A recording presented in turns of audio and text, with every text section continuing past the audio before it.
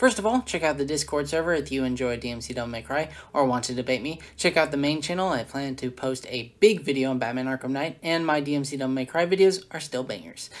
With the shilling out of the way, hello, ladies and gamers. Guys, is DMC Devil May Cry Western enough? That is the question proposed by Dorito God. I'll tell you what I make of that idea at the end of the video. But first, this isn't really a normal response because of the perspective. However, he still makes bad and laughable points.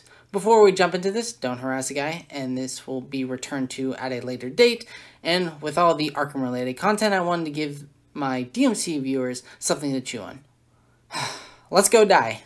They Live came out in 1988 and wasn't that successful. It's a cult hit, sure, but if we're looking for Western mass appeal, then it is absolutely the wrong choice. Alright buddy, let's start off by saying this isn't an abstract concept. There are a lot of stories of fighting the system. Hunger Games is the first one that comes to mind, or The Boys. A lot of cyberpunk stories talk about the system of capitalism, specifically going against it. Manga, don't say it. Don't do manga, you better not. In your face, look at us, we're being SMRT here. Capitalism is evil! Damn it, I tried. That's not even talking about songs. Like, near the whole genre of metal is filled with this messaging. But let's take this out of the equation for a second and think about it from the context of video games. There are so many video games about fighting the system. Splinter Cell Conviction, Persona 5, Quantum Break, Injustice 1. Even character action games such as Hi-Fi Rush is about fighting a soulless company. MGR is about fighting the industrial complex of America that started in the early 2000s. And that's only the games I have footage of. Sure, maybe in terms of movies, it's a niche, but for video games, it's right on the money. The main reason for that is that the structure of movies and video games are entirely different. So applying the structure of a movie story to a video game wouldn't work. The opposite is usually true as well, but let's focus here. Bro, just like I laid it out earlier, yes, they are different, but in the context of video games, it makes far more sense. The creators wanted the story to be similar to movies like They Live, but they also knew that Dante needed to be combat ready from the jump, so the character ends up in this middle area of his life in what is supposed to be an origin story. Guys, this is so wrong. Even a Devil May Cry. First of all, this is an origin story. The point of Dante's arc is that Dante knows of the demons but doesn't care to save humanity from them. Second, all the DMC games start with gameplay from the jump. It's kind of its thing. Get a quick setup and then start the game. Third, we talk about completely different setups for completely different characters. It's not about Dante knowing, it's about Dante wanting to help. That's why his backstory starts off knowing that there are demons. Hell, later on we see how this affected him at a younger age. This story isn't about him learning that there is something bigger in fighting the system, it's about Dante learning to care for others and learning bit by bit. It just so happens to be fighting the system. Different characters, different stories, my ginger. But the DMC reboot is about Dante, kind of. But it's also about Kat and her relationship with Dante, and it's also about Virgil and the build-up to his betrayal, and it's also really about the social commentary that's about as subtle as a brick to the face. So if all this noise, the main character gets lost in the scuffle. That's not even close to being true. First, Kat's backstory and character focused on is through Dante. Dante and Virgil's relationship is through Dante. Midas' threat connects heavily to Dante. Dante doesn't get lost, whatever that means, when he is literally the main character where nearly all the cutscenes have Dante in them. Second, this is a basic story setup, so stories can't have other characters have depth or themes because they'll get lost or whatever. Say it with me, Magic the School Base. What the absolute fuck? There's still a lot of mechanical complexity and depth here, which is great for hardcore fans of the series, but not great for the casual audience the game is trying to hook in. Dante has 5 melee weapons and 3 ranged weapons, for a total of 8 weapons. That's way too much. If this keeps up, I might have to apologize to Magic.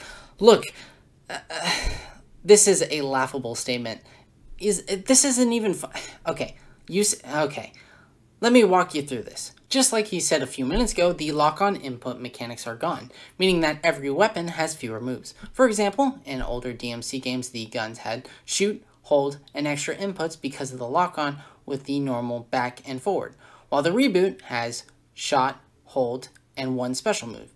And the same thing can be said for melee weapons. On top of that, there are 2 buttons for the main attack for melee, like the old DMC, but there is forward inputs in DMC Devil May Cry. The special attack doesn't have this, while OG DMC has melee, forward, normal, and back, and forward, normal, and back for special. So what does this all mean? This means that Dante has far fewer moves than previous Dantes. For example, DMC3 also has 5 melee weapons, but DMC Devil May Cry Dante has fewer moves. It really isn't hard to get into the game.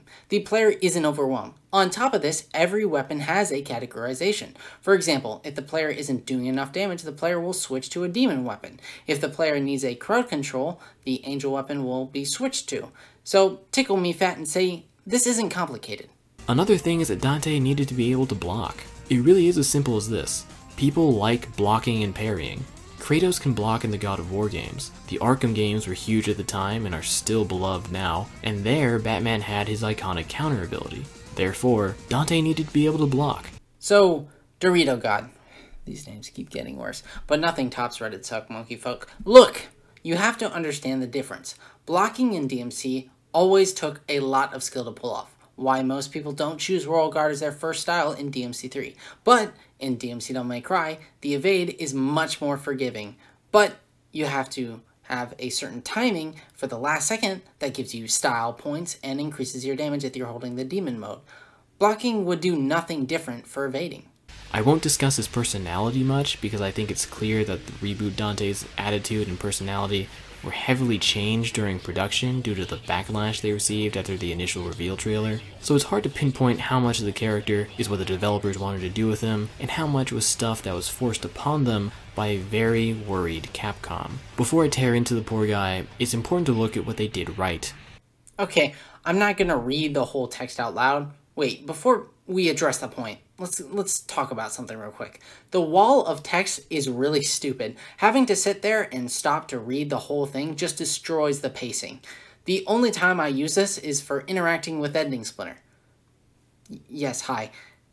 Yes, cute. Anyway, well, that escalated quickly. But when I use text, it's something that lasts for a few seconds and plays into the script or the video in some way.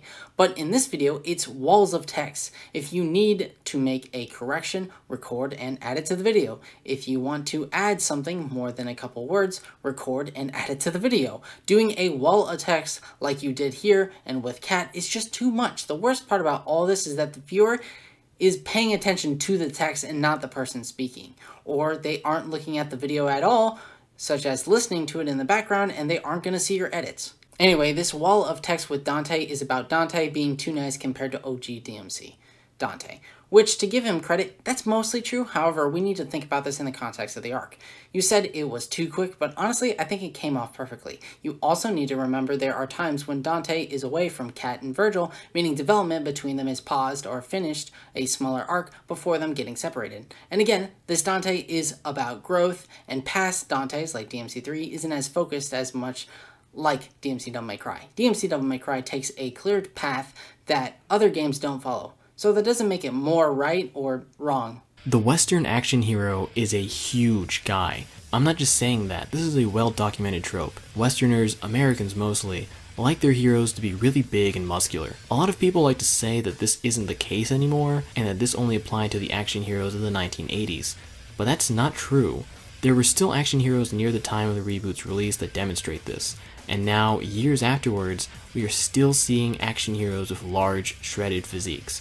So the decision to give Reboot Dante a twink body is, let's be nice, and call it baffling. Okay, you... Did you just call him a twink? Have you seen the opening cutscene? He's ripped. Sure, he's not like super jacked, but he's still a very muscular character. Bro, add that to the clips for Hexen. Strange one, isn't it? On paper I like the idea, but I don't think this makes much sense. Capcom and Hideaki Itsuno worked on this project, like a lot. And yeah, this is meant for a Western audience, specifically America. But the studio that made this is British. And here's the funny part. Games like Persona are very Japanese, but Persona 5 and Reload made a big impact on the rest of the world. I'm not saying that demographics can't work, but it's very, let's just say Christians. The group of people all collectively believe in something but there are many forms of Christianity. The same can be said for Westerners. Not everyone living on the Western side of the world thinks the same. So I think this whole perspective overall doesn't make sense. Personally, the reason why it didn't end up succeeding was because the community drove everyone away, and succeeding, quote unquote, was the Call of Duty level numbers that it was never going to hit. That's it. Check out the other stuff, blah blah blah. This has been Splinter 3, and let me go set up my TP. Yeah, that's how I'm ending the video.